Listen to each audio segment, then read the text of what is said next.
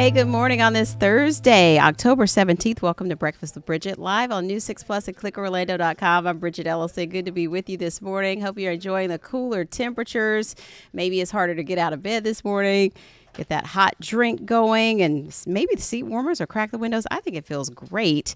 But, you know, everyone likes something different, but it definitely feels like fall in Florida. A little taste of fall today. So we'll get to Candace in just a second and get that whole breakdown of how long we can enjoy this. We are also highlighting National Physical Therapy Month, and the theme this year is fall prevention. And that is something, especially in our community, people get concerned about falls, you know, as you age, as you get into retirement and you start to think more about how can I make sure that I'm maximizing, my quality of life. And so sometimes a fall can really be detrimental. So we'll talk about that with an outpatient rehab specialist from Health First in a little bit. But first, let's get you ready to head out the door. You might need a light jacket or maybe just a little light sweater, or maybe you just love it and you have on shorts and flip-flops. Do you? But here's Chief Meteorologist Candace Campos here. And, you know, I'm excited. I got the boots out. You don't have to show me twice when I see that forecast. It's been 7 months. It's been 7 months since we've been able to actually enjoy weather like this. April 25th was the last time we saw temperatures get down that low. I thought it was so cute when you said the girls were like, Mom, can we make this a tradition? Yeah. So yesterday the weather was obviously nice after dinner, and I was like, "Oh, you guys want to go out for a walk?" And they loved it. We don't have a dog that we walk and things like that. So especially during the summer, who's going to want to walk when it's feels like 100 outside? And so we went for a walk. We ran into our neighbors and the neighbors' kids and the dogs. And it was just, I love my neighborhood. Mm-hmm. But then at the end of the day, we're like, I'm tucking them in. They're like, Mom, can we make this a tradition? I'm like, yes. Like not every day, but yeah. For a few months. We can do that. Yeah. We always do like our last big pool jump before the weather gets cool. So we did that this weekend. So, so who knows? Maybe we'll do the first of the cold front walk or something. Right. I hope how long will this last? I forgot what you said. In what way? Like this cold? Just tonight? Just today? In what way? Will it be like this tomorrow? It'll be a little warmer. It'll be a little warmer in the morning. Still lovely. Still absolutely lovely. The cool weather is going to last for another day. The nice weather is going to last into the weekend. Nice. Okay? So Biketober Fest, all that good stuff. Cleaning up, still cleaning up everything. That's the thing. You have people who are still dealing with the results and the impacts of Milton, while you have others who are trying to, charge forward into the fall season. So really, at the end of the day, really, no matter what you need to do, Mother Nature is really going to cooperate, at least for we need that. We absolutely, we do. All right, let's take it to the map, show you what's going on. Again, this is the coolest air we've seen in quite some time. That cold air sinking through. We had a big time cold front move through yesterday afternoon, finally clearing South Florida earlier this morning. The temperatures out the door. Marion County in Ocala, we dipped down to 49 degrees. Right now we're at 50. We're at 55 in Orlando, a little cooler in the Villages and Leesburg and Claremont in the low 50s. But we're in the mid to upper 60s along the coastline. It's all about location, and it's all because of the wind as well. Compared to 24 hours ago, we are running between 12 and 15 degrees cooler this morning than we did yesterday. So a real kind of jolt to the system, I would say, as you walk out the door. Looking at those wind gusts right now, they're gusting upwards about 15 to 20 miles per hour. They were a little stronger yesterday, but still a breezy afternoon. So don't be surprised if you maybe take lunch outside. You might want to make sure you put something a little heavier down to hold onto the napkins and things like that. Clouds and rain forecast still showing kind of mix of sun and clouds in the forecast this afternoon. We're going to continue to see maybe a spotty sprinkle or two along our coast this afternoon. But really, at the end of the day, we are looking dry. We're looking nice. And those temperatures are going to start kind of bouncing back into the low 80s as we head into the weekend. But just a really nice setup here throughout, again, at least Saturday and Sunday. So as we take you here hour by hour, I put the corn maze in the background because I can never put that on until this time of the year. We're at 76 degrees. It's a nice day. We're staying dry. We'll still be in the 60s potentially as late as about noon today. I still got to talk about it. It's the big elephant in the room always. It's the tropics. It's still alive. It's still kicking. The good news is it's not looking extremely healthy, and that's certainly good news. And one of the reasons why, I know there's one that is out in the middle of the tropical Atlantic, closing in on the northern Caribbean islands there. This is going to be running into a lot of shear and a lot of kind of not great weather, nothing conducive for development. So a lot of models are kind of dropping it off already and kind of killing it off before it even heads into like areas of closer into Puerto Rico and whatnot. Then we have another area in the far, far, far southern Caribbean Sea, also not looking like it's going to be a big concern as of now. So just want to let you know we do have 2 blobs out there, but 0 blobs that we need to be worried about. All right. And as you get results here, their full 7-day forecast, looking good, looking a bit breezy. Temperatures rebounding back, still below average come Saturday and Sunday. So if you don't have any outdoor weekend plans, this is me telling you, make them, enjoy them, because I can't guarantee we're going to be in the low 80s again next weekend, as temperatures will be bouncing back pretty warm later on next week. Oh boy. So yeah, I can wear the boots a little live bit life more. like it's your last cold front. Yeah. I think I'm gonna make that into a bumper sticker. Live life like it's the last cold front. And stay in the present. Stay in the present. That's right. Just channel it in. I do really want a hot cocoa though. Or a cider, one of those warm ciders. No, I'm not a cider fan. No. No. I also don't like marshmallows in my hot cocoa. Get them out of here. Let me let you go. Let me let you go. Hello? Nice talking to you. Hello? I like churros. Churros. Give me the churros. Oh, Dip that in hot cocoa. You know that you can't get them at Costco anymore. Did you know that?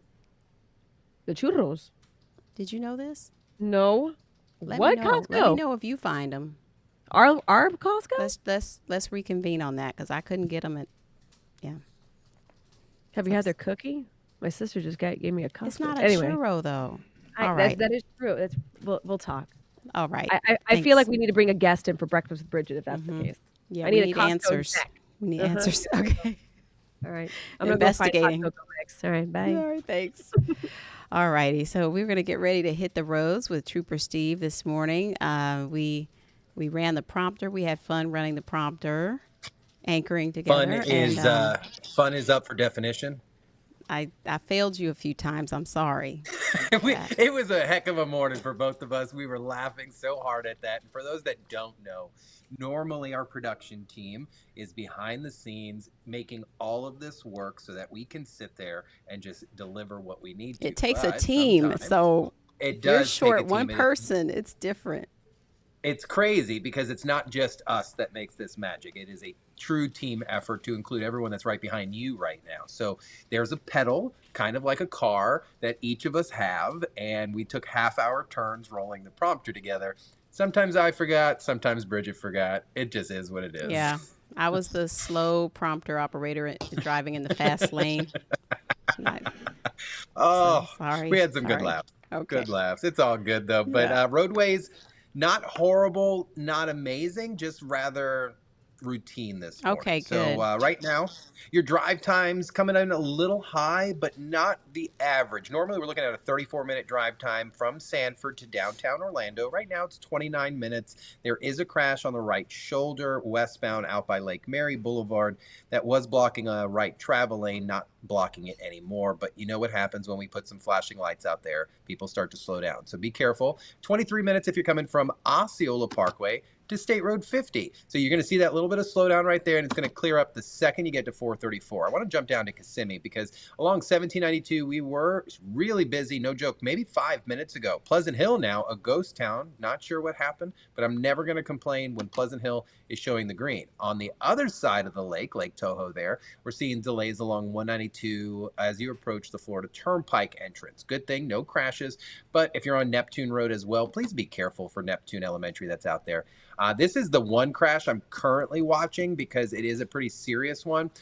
Out in Lake County right now, Florida Highway Patrol is currently reporting southbound US 27 from Heartwood Marsh down towards Lake Louisa is shut down for a crash, meaning they have some lanes currently blocked. If you're getting ready to travel south, you need to follow a detour because they're going to get you around that, but you're going to run into the slowdown before you even get there out in Claremont, southbound 27 at 50. So Mineola residents, my Claremont folks, you guys should be used to this at this point. A little further east there, out in Winter Garden, Ocoee, no closures, but you got to be careful because there are still some storm residual issues out there hanging out with some flooded roadways that they have currently coned off. Down on the south end, I do have a crash northbound along I-95 in Melbourne, just north of US 192 at O'Galley. We're not looking at a shutdown, but residents out in South Brevard, if you're getting ready to leave, I need you to just add some time for me. Outside of that, Bridgett, roadways, pretty decent, average stuff.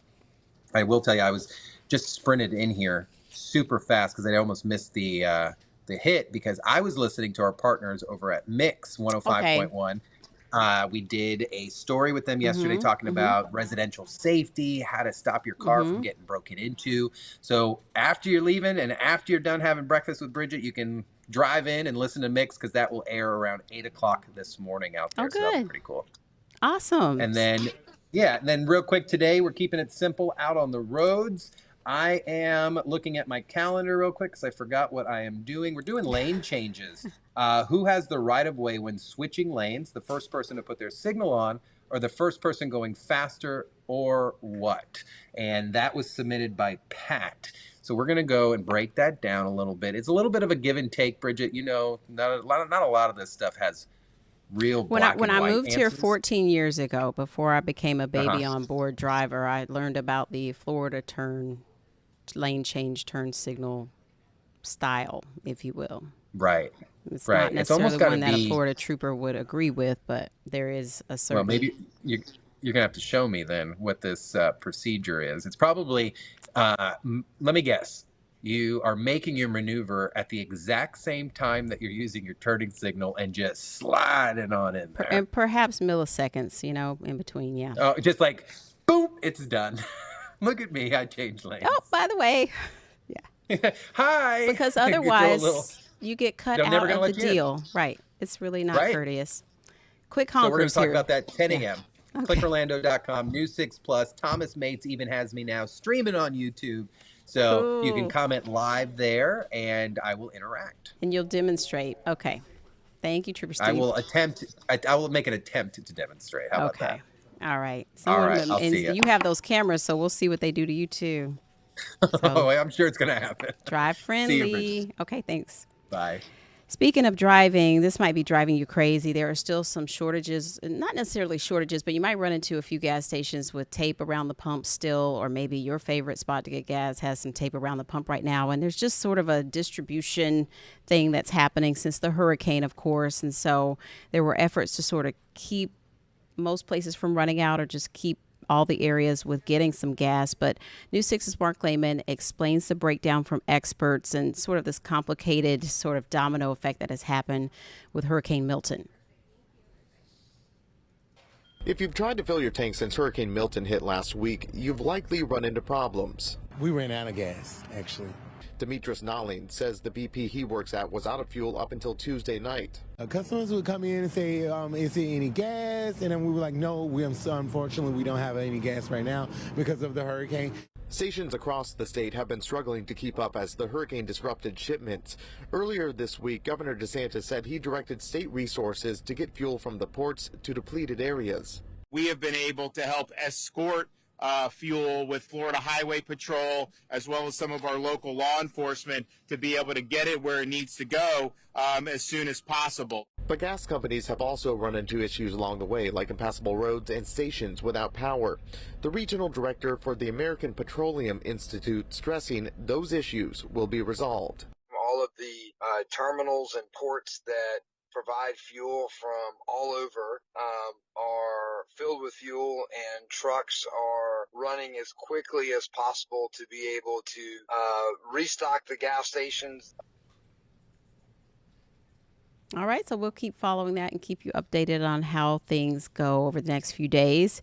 And speaking of that great weather that we mentioned earlier with getting out and enjoying it, Biketober Fest is starting up, and Hurricane Milton, of course, sort of made things a little bit messed up as far as debris still being out there. So officials are telling people to still be careful about that. If you're going out to Biketober Fest, you could bring the bike out because there is still a lot of cleanup happening. But a lot of local businesses really looking forward to that boost, and folks excited to get out and enjoy this nice forecast. So News 6's Ezzy Castro has more about Biketober Fest. And of course, some people did have to cancel, but the show goes on.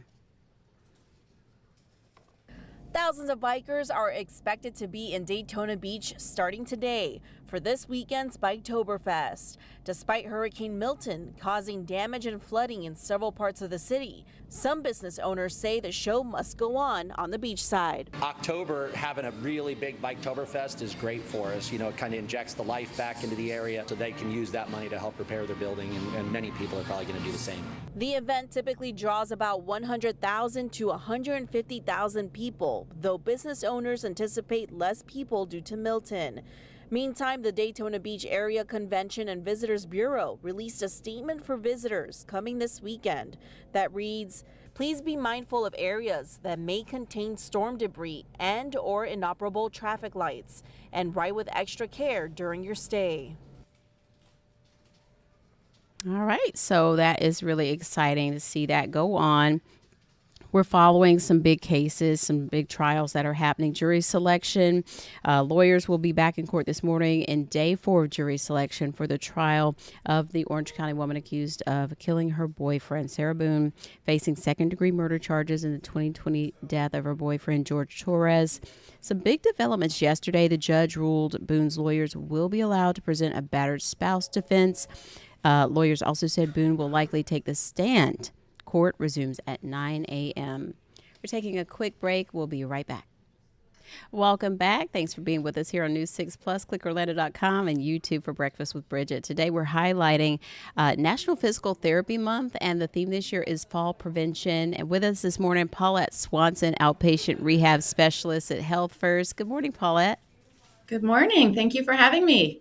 It's great to talk about something like this anytime, because it is something that's a big concern, especially as you get into your more so retirement age range. But it's really important to be aware about rehabilitation as well as fall prevention. This is something that you're dedicated to year round. What do you want people to know this month? What is this really all about?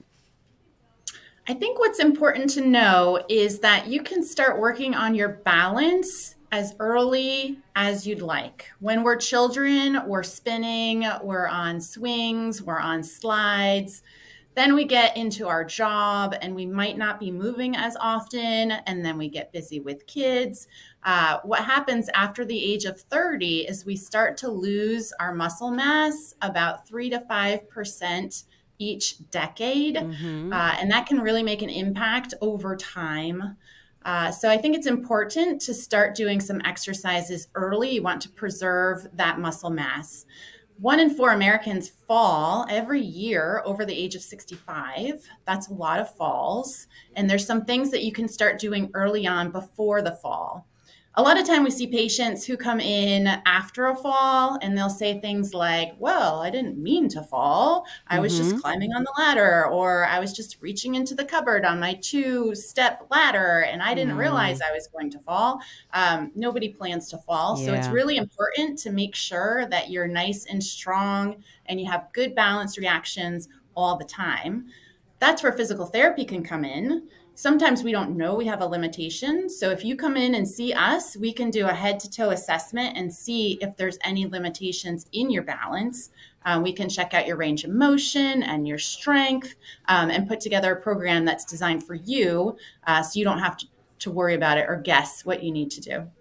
And a lot of times we start to slow down, and it's sort of happening at such small increments that you don't really realize it, but maybe someone who's not able to visit with you as often, so there's more time between visits. You know, maybe it's you're visiting an aging relative, or they're visiting you and you're noticing like they're slower. How do you intervene with that? Because sometimes you can be in denial that maybe you do need to address something before it gets so serious that you do have a fall. Absolutely. It's important for family and friends to be involved because, like you said, they're going to notice first, normally before the person does. You'll see things like turning a corner and maybe bumping into the wall. That could be from balance. It could be from a weak hip. It could be from decreased range of motion in your neck and you're just not able to see around the corner. You'll see people starting to carry the grocery cart from the parking lot into the grocery store, whereas before they used to be able to get from their car into the grocery store. All these little changes are potentially a decrease in balance reactions, and it is better to address that early on. People just don't realize that they're compensations. So it might be a family member that even comes in for therapy. Maybe they don't even have a limitation, or they just want an assessment, and they can learn and bring that information back home to their family member. Sometimes if I say I have an issue, then maybe my mother would join me in doing some exercises together. I could say, let's do a YouTube video together, spending time together, and then they might be more apt to get going. And then once they get a little bit more strong, or maybe they start to see, oh, hey, I do have a limitation, they'd be more apt to come in either to see their doctor for an assessment or to come in for physical therapy to learn a few things.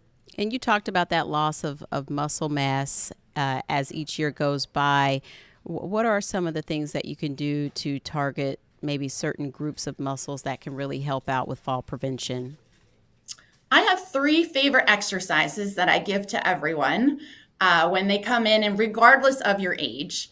The first exercise is just getting up and back down from a chair. It's very simple. You stand up and you sit back down, and this works for everybody. It's a functional exercise. You'll see people in the gym doing squats, and you'll see seniors just getting up and down from a chair. That's one exercise that helps to preserve some muscle mass in your legs.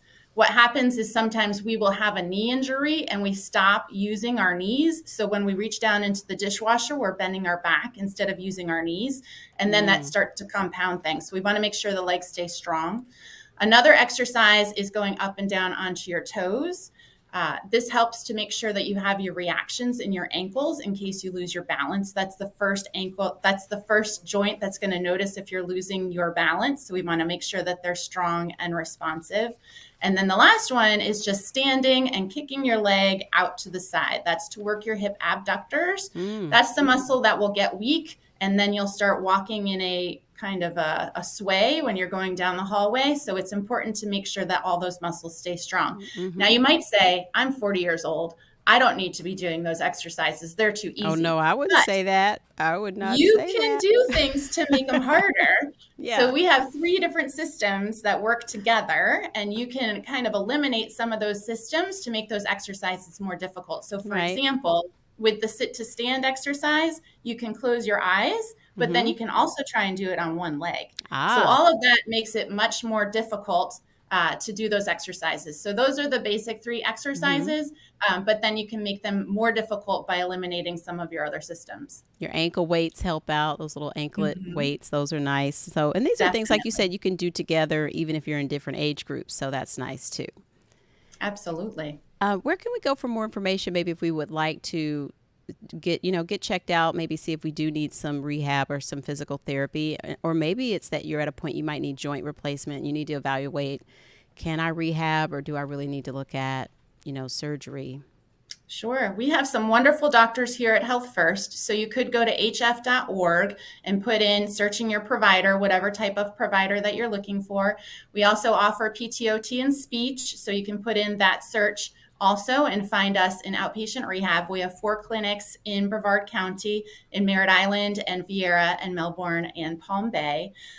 So there's a lot of good information there. You can set up an appointment. You can talk to your doctor. The other thing that people don't realize is you can come in and see us beforehand. Insurance will usually cover. So if you just want to have an assessment, 1 visit, 1 to 3 visits to make sure that your gym program is going well, that you don't have any limitations in your back range of motion, anything that might impact a fall later, certainly you can come in and see us. All right. Great information, Paulette. Thank you for taking some time. Thanks for all you do. Thank you very much. All right. Have a good one. You too. Bye-bye. So, we just talked about how we have our pinpoint weather team covering us through the hurricane season and every day, even when we're talking about fun things like these nice fall temperatures. But maybe you notice we have a new member of the team, David Nazario, and our Crystal Moyer has more on him being new to the team, but not new to Central Florida. When people say, are you able to adapt under pressure? Heck yeah.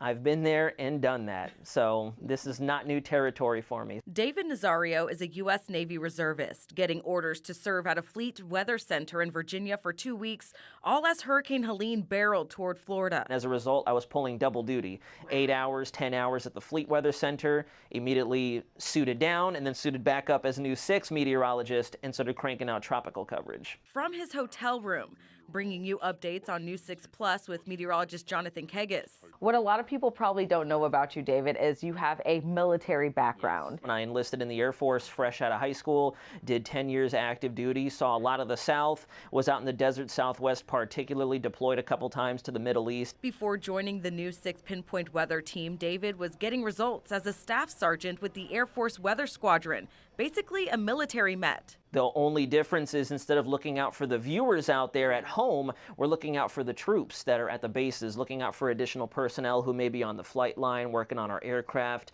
Resource protection was a big deal for us. But David was into all things weather way before he put on the uniform. What got you to wanting to be a meteorologist? It all started with the OG Twister. Saw that when I was 4 or 5 years old, and 5-year-old David thought, I wouldn't mind doing that someday. That looks like a lot of fun, the tornadoes and all the extreme weather. And for people who don't know David, what do you do outside of work? Love to work on cars. I'm a big gym guy. Love to throw some weight around. I'm also an amateur boxer. Jab, cross, left hook, bob, weave, head movement. It's so much fun. Now David is back home in Central Florida, where he was born and raised, with his wife and 1-year-old son, Delion. For everybody out there watching who loves News 6, just know that I love everybody back, and I'm going to work extra hard and let the passion that I've always had for myself and my weather studies and my weather experience just be completely exuded upon the rest of the community, especially when it comes to earning their trust to keep them safe when weather is at its worst. Crystal Moyer, Getting Results, News 6. All righty, before we go, don't forget to vote for the baby's first Halloween. Does Reese need to go as a dinosaur, a dragon, a chicken, or a lion? Cast your vote at clickorlando.com/firsthalloween. That's going to do it for now. We'll see you at noon for more news and weather. Have a great day.